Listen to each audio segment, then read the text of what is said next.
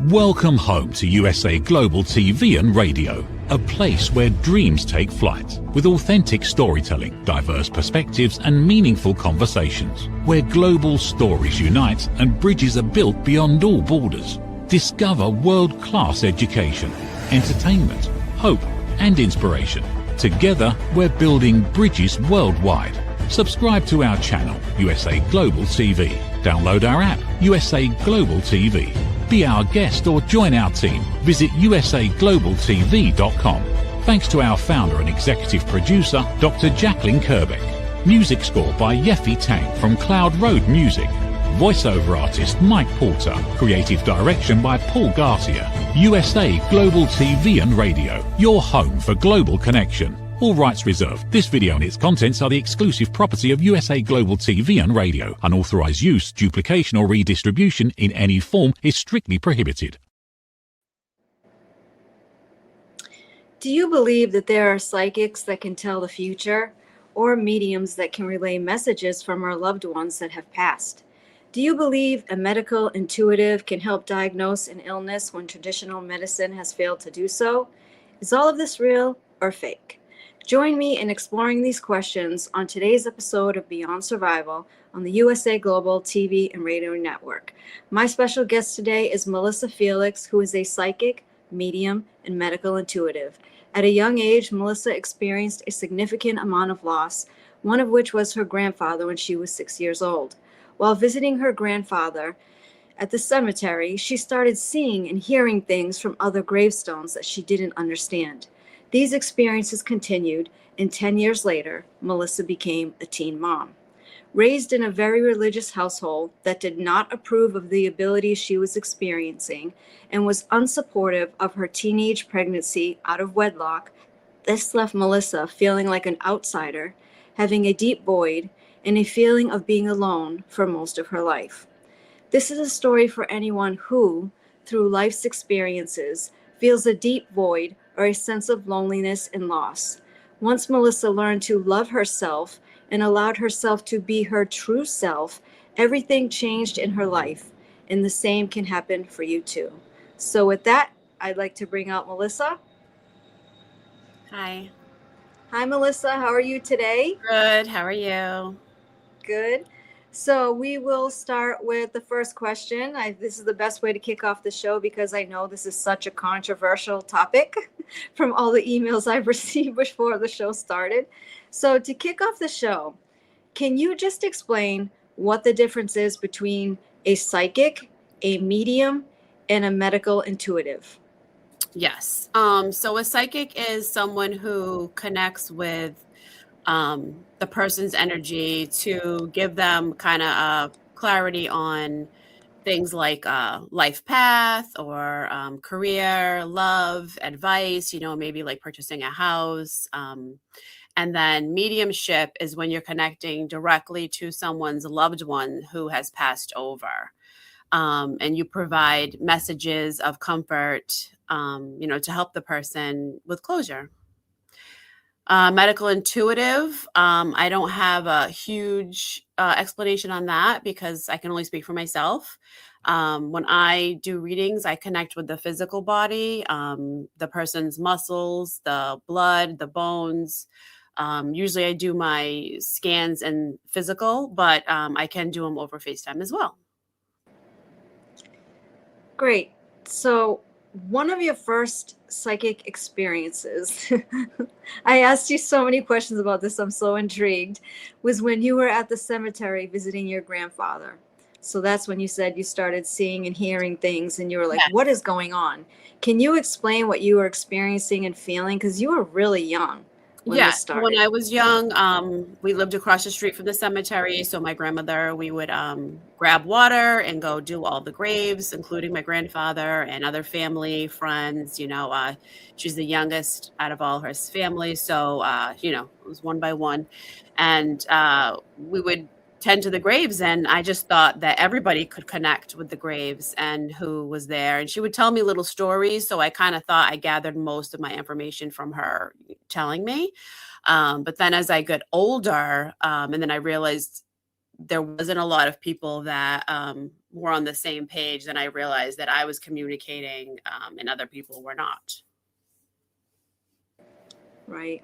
That's a lot to take in at 6 years old.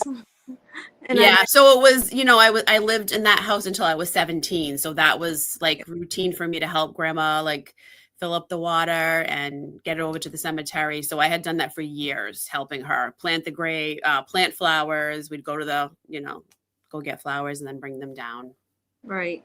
So you, like me, so I understand this when you told me this part of your story, you were raised in a very religious household. Can Yes. you explain your So family? funny thing is, my grandmother was at mass twice a day, but she was not so like critical about like what people did with their life. She believed you got to go to church and we got to go to mass and those kind of things. Ash Wednesday, but she wasn't like judgmental, should I say. My mom was really the one who was she kind of seeked out a different religion, which was Pentecostal, and they were very strict. And my mother had a big belief system, and it was very rigid, let's say. Yeah. So, did this ever, because it's your mom, right? And Yeah. you said she like took you to church and was like, do something with her. Yeah. She's like, Oh, yeah. She brought me to church. And I'd be up there with my other friends growing up that I now are out of the closet who are gay and whatnot. And we all got prayed on. And, hopefully they were praying on us to get the demons out, whether you were, connecting with spirit or, sexuality was the issue. But yeah, that was. yeah. That's, and I really felt like there was something wrong with me, that I was seeing these awful things and why were they coming to me, these demons? And so I never was like truly scared, but because it was told that I shouldn't be doing it made it scary. They're coming to you because, they're trying to like corrupt you or, the demons are trying to get in. So then it became scary. So did this ever make you like doubt yourself and your abilities? Like, maybe I'm not seeing this, or were you like, no, I am seeing this, I just don't understand why? Yeah, I am seeing this and I don't understand why. I don't understand what the demons want with me so much. And I just, if I'd see it, I would just kind of ignore it and just, move on quickly, not tell anybody, that's for sure. And just kind of silent battles myself. And let's just be clear about this, right? You don't think it's demons that are I don't now, but I did when I was little. Okay. So in like the early 90s, they used to put the face mask on the wall with the the eyes were out. And so at night I would like those faces were kind of like come to life. And I'd always be like, oh my God, why are they like watching me? Or I would see like faces and like images kind of play out, kind of like in a movie. Like on people's curtains or just even like the curtains I have behind here, like the details, I would see like faces and then I would get like different pictures, which I now know I'm clairvoyant. So these pictures were like telling me a story from spirit, but I wasn't connecting the dots at that age. No. Yeah. Yeah. So as you're aware, I have a huge chronic illness following. And people are looking to medical mediums, medical intuitives. So can you explain how you could help people as a medical intuitive? Yeah, it's actually they're some of my favorite readings because I love helping people. And even if I can't help, I mean, not to say I'm perfect, but usually I do help. Maybe I don't get to every issue the person has going on because people can be so complex. You could just start your journey off and you can have 2 things going on and you can have like 7 things going on. So when someone comes to me when they have questions and the doctors can't find out what's going on, or maybe you just can't get in with the doctor fast enough. I've found cancers in people and something as simple as like iron deficiency. So I do events where you like rent the table and then people just walk up to your table and you're seeing somebody like every 15 minutes. One time I went like 6 hours straight where I had somebody coming in to see me for readings and they just hop in the bed. I scan over their body and just pick out like the first thing on the top that was the most problemsome. So you need to like get to, you have to have a game plan, like let's fix this and then we can work down from there. But I also believe the hugest issue is the emotional connection to our physical pain is is a huge like bottom line factor. What do you mean by that? So like people can have trauma, down to childhood, and usually is childhood trauma that resurfaces later on. So, say you have something that happens when you're 6, maybe you have a death when you're 25, but this now triggers that other trauma. So they're both coming through at the same time and just causing your body kind of like an overload or like a system shutdown, basically. I think that's very hard for people to grasp whenever trauma is brought up. They're like, no, I'm physically sick. What does this thing that happened to me when I was, 8 years old have to do with? No, it's not connected. Yeah. Well, so like we keep running because like the human spirit is naturally in survival mode. So yeah, when you were young, you just keep moving, bad things happen and you're on with your day, and we just keep running and we keep running. But then there's something that like stops us, like could even be like a broken leg where now you have to sit in bed for 2 weeks.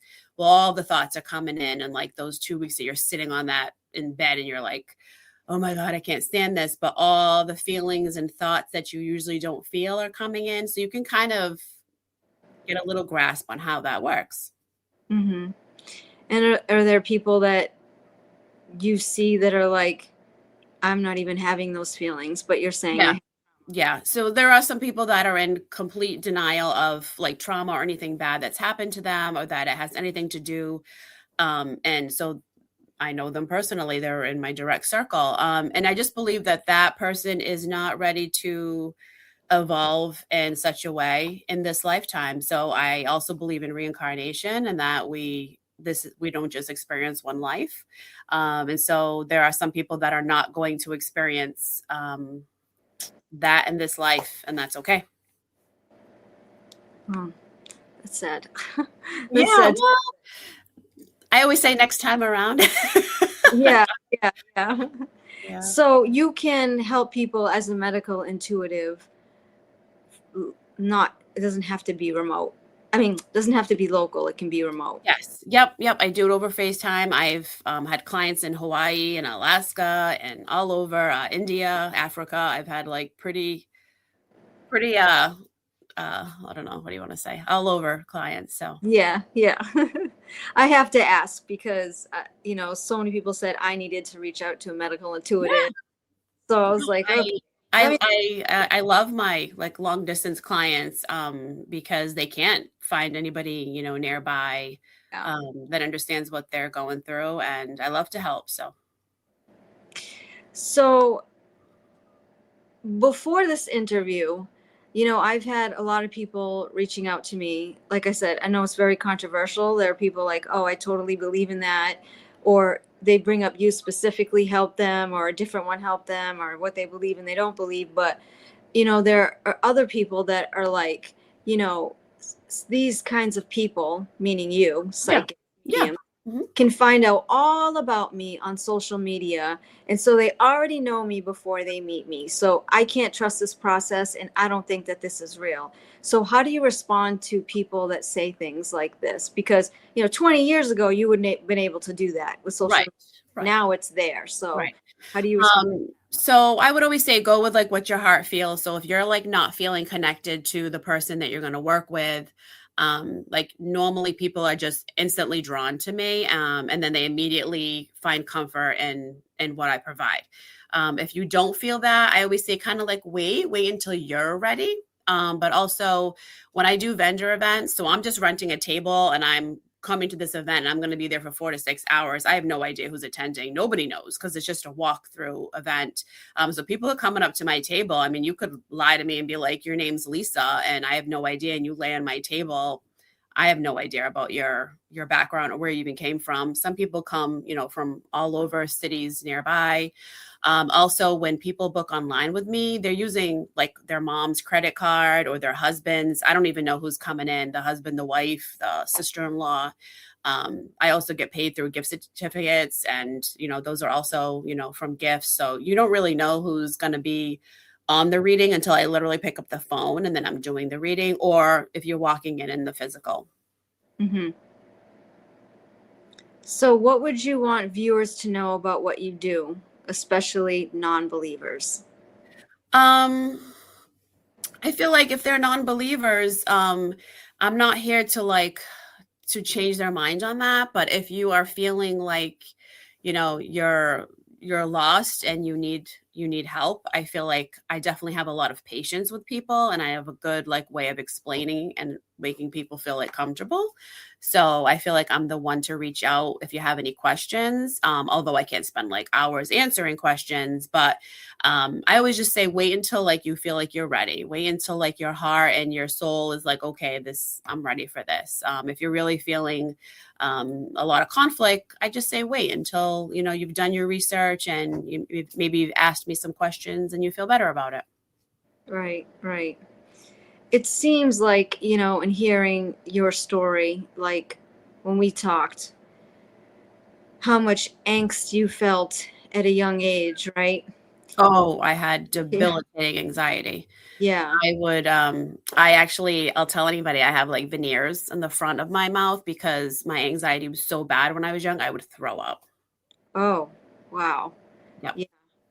And so, I would enter the room and the energy of other people would impact me so deeply, and I didn't understand. I thought it was me.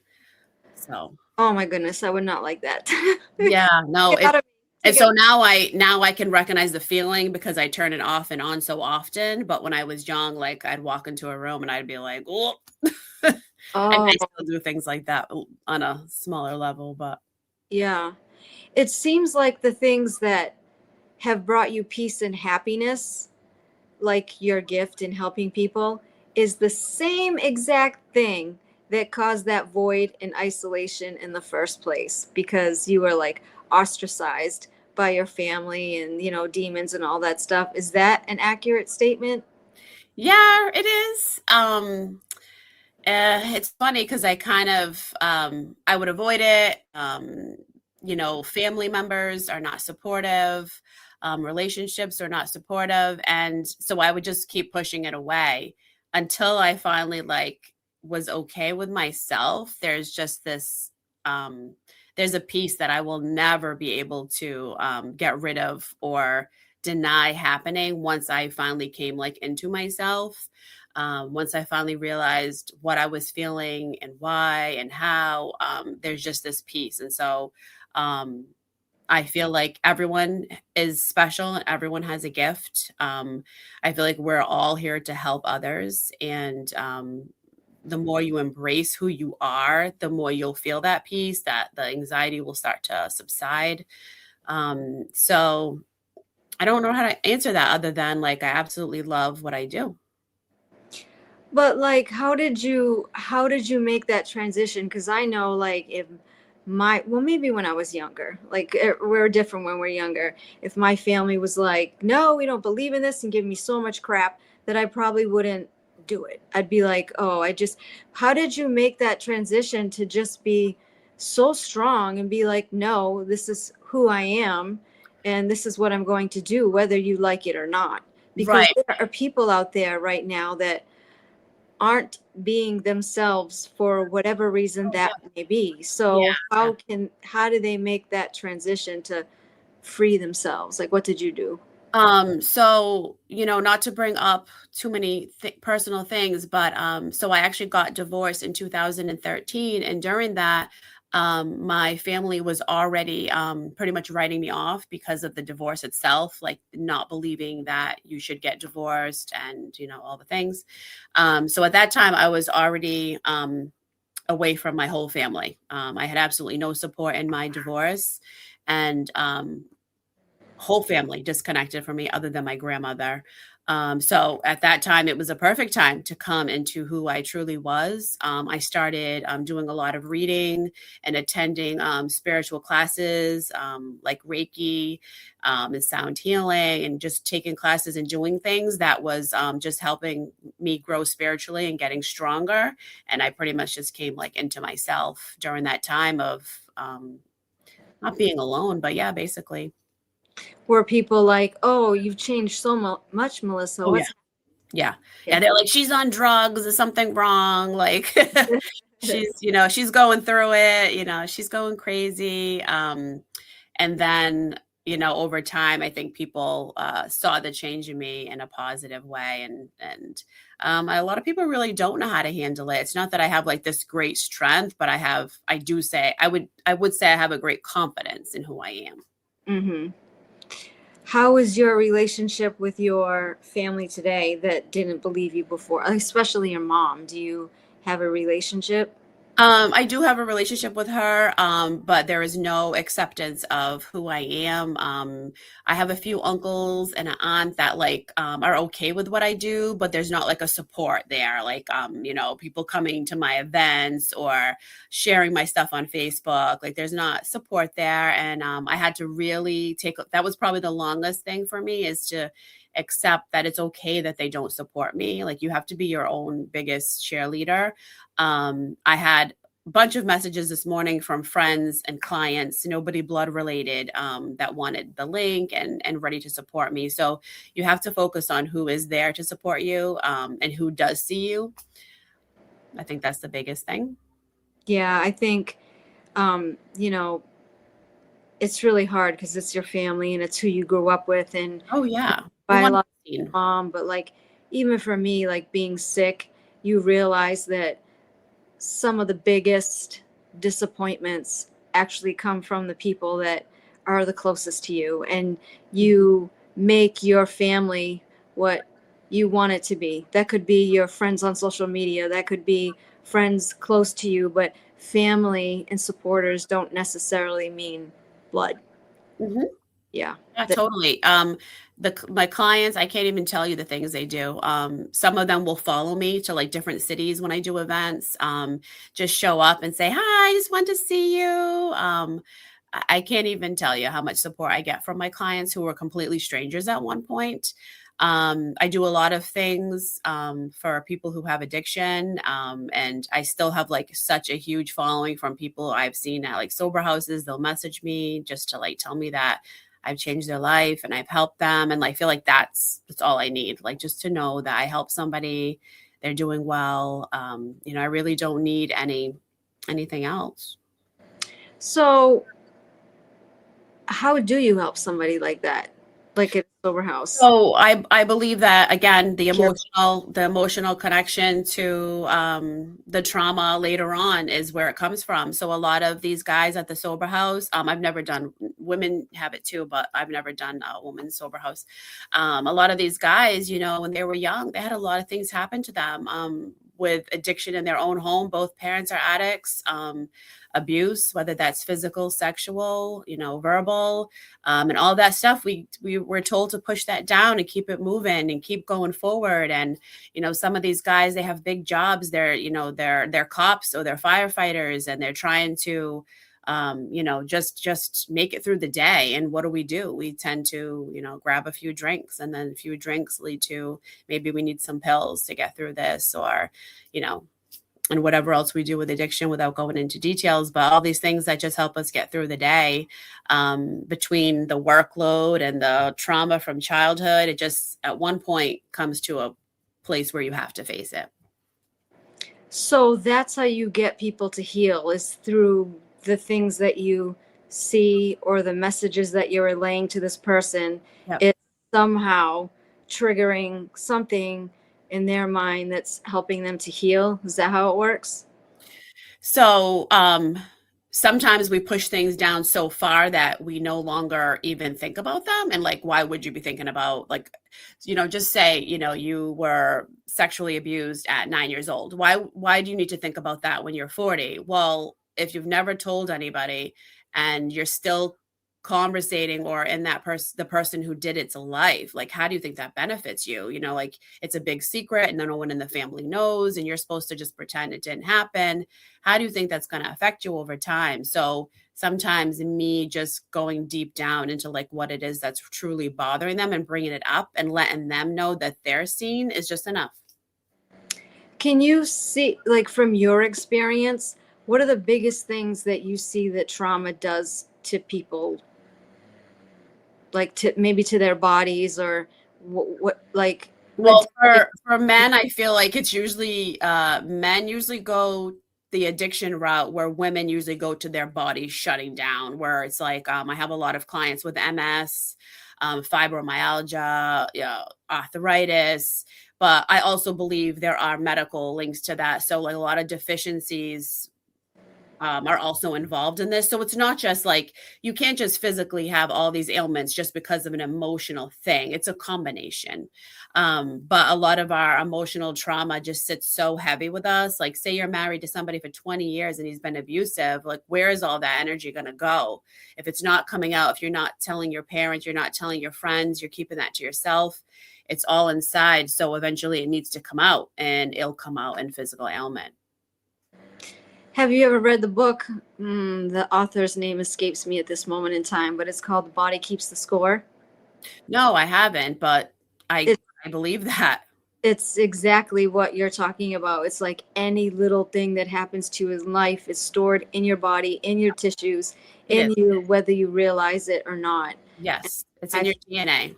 Right. And so our DNA has memory. Our cells have memory. So say in the beginning of June, you had an awful trauma or like a death that happened to you, and all of a sudden, at the end of May, you're like not feeling yourself. You're starting to feel like just kind of wanting to go within. And then you realize like, oh, it's June 3rd. This is the day somebody passed, or, whatever else happened. You can always draw a connection if you use a calendar. I always tell my clients, write down when you're like having bad days, write down when you're feeling that like that spiral, and then you'll connect the dates. It'll happen every year at the same time. I can almost guarantee. And one of the questions I asked you was, can you not reach certain people? Because I'm sure there are people that have come to you that they're like, oh, can you find my mom or my grandmother or whatever?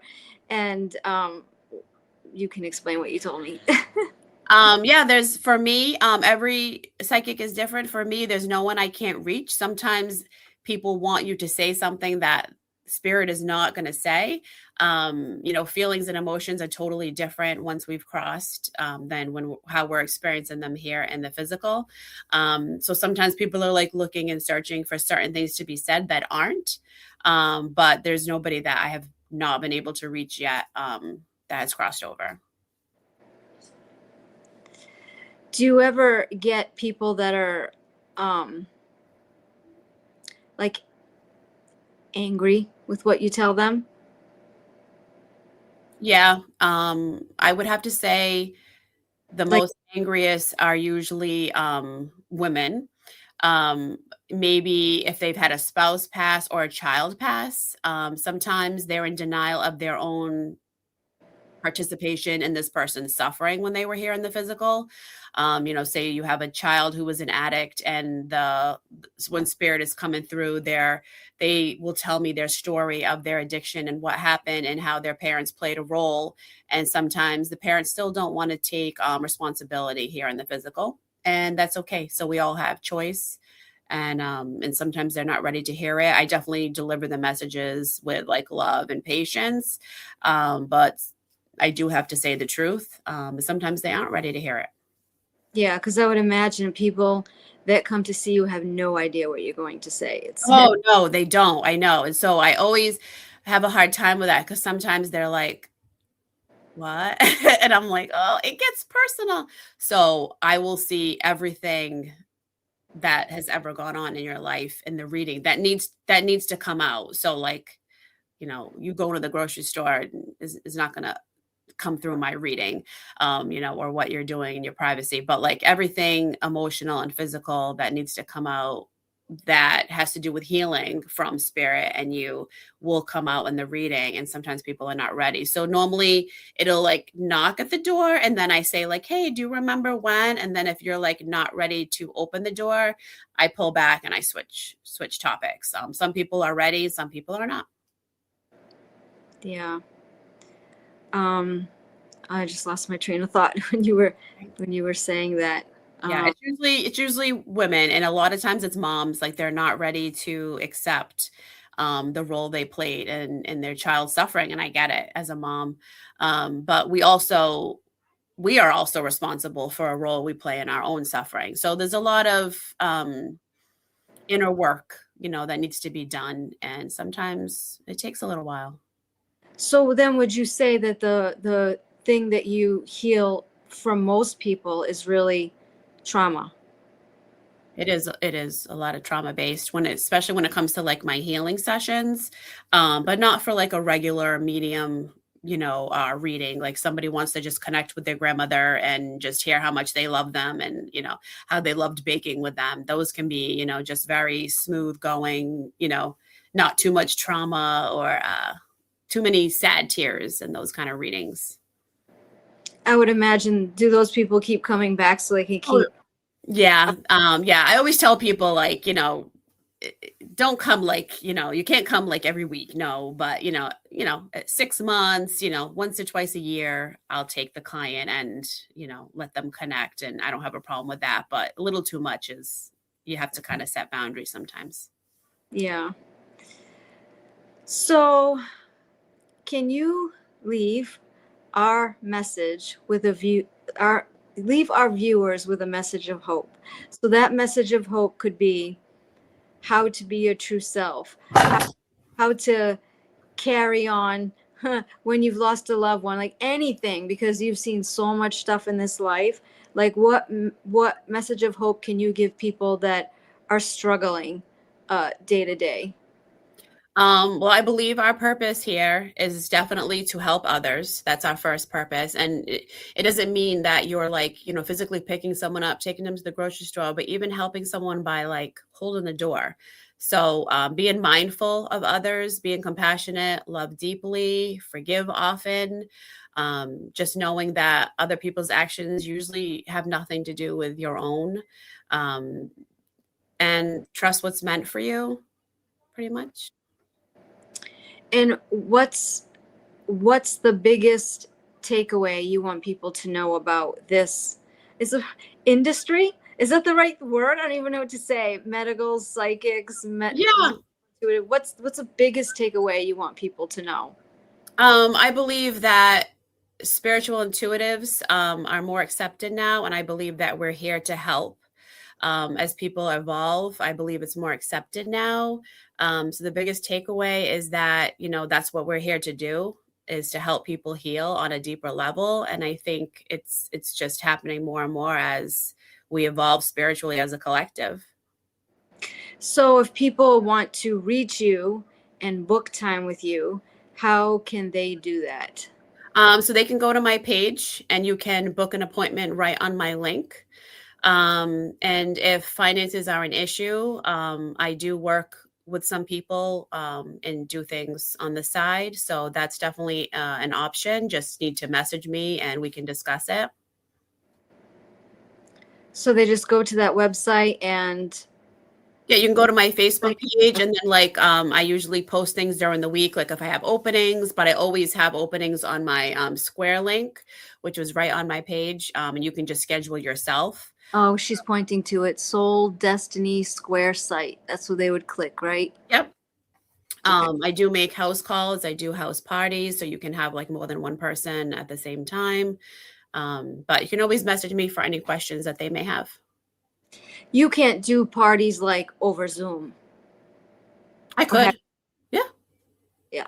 Because I'm thinking you're like one person in one place, and there's so many people all over the place that might Yeah. find. So like I would just have to prepare for it. Like if I was doing a reading and I knew it was just you, I would be preparing just to read you. But obviously with preparation, you were like, hey, I'm gonna have 4 people at my house. Can you do this reading over Zoom? Then I prepare, time wise and spiritually to, channel that much because everyone has family that have died around them, but you also have 4 people in the room. So that's everyone's family that you need to be able to decipher who's who. And spirit can only like hijack one of your senses at the same at a time. So like grandma could be coming in, I'm seeing her, but then I'm like feeling your uncle and smelling your aunt. And so like all your senses are being used at the same time and you have to know how to decipher what's what. So you need a little preparation for that.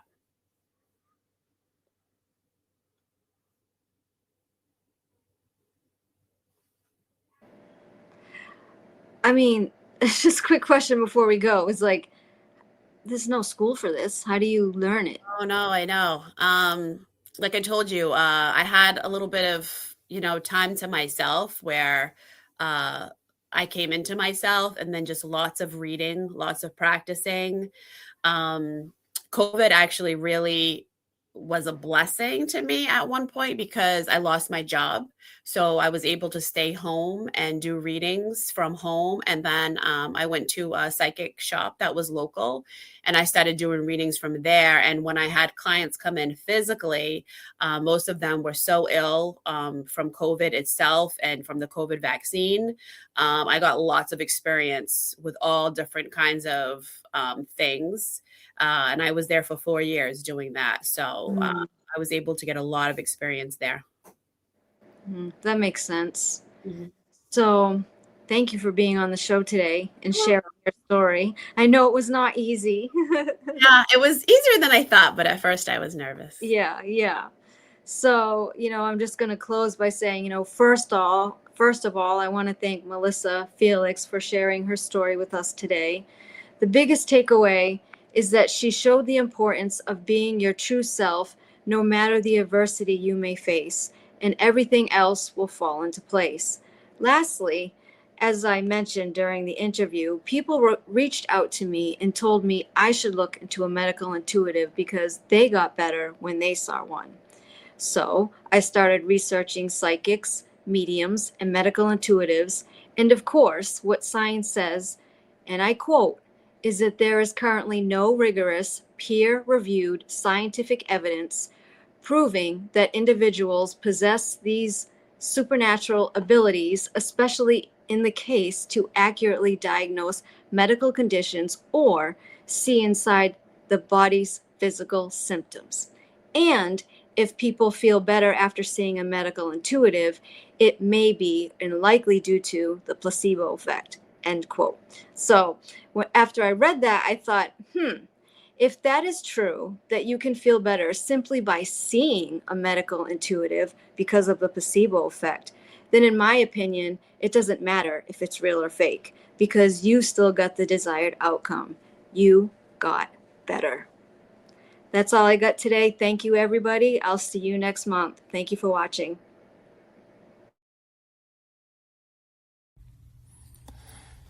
Every day, we wake up knowing what we should do.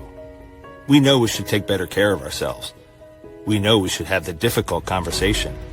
We know we should stop making excuses. We know we should invest in our future. We also know we should take the first step. So why don't we? It's not because we aren't smart enough. It's not because we don't have enough information. And it's certainly not because we don't care. We live in a world overflowing with knowledge. Books, podcasts, videos, courses, experts, even artificial intelligence. We have more access to information than any generation before us. Yet so many of us are still waiting for the right time, waiting to feel ready, waiting until tomorrow. But tomorrow becomes next week becomes next year, and before you know it, another opportunity has passed us by. The truth is, knowing has never been the finish line. It's only the starting line. Our lives don't change because we know more. Our businesses don't grow because we know more. Our relationships don't improve because we know more. And our health doesn't transform because we know more. Everything changes when we act. When we choose courage over comfort, progress over perfection, action over intention.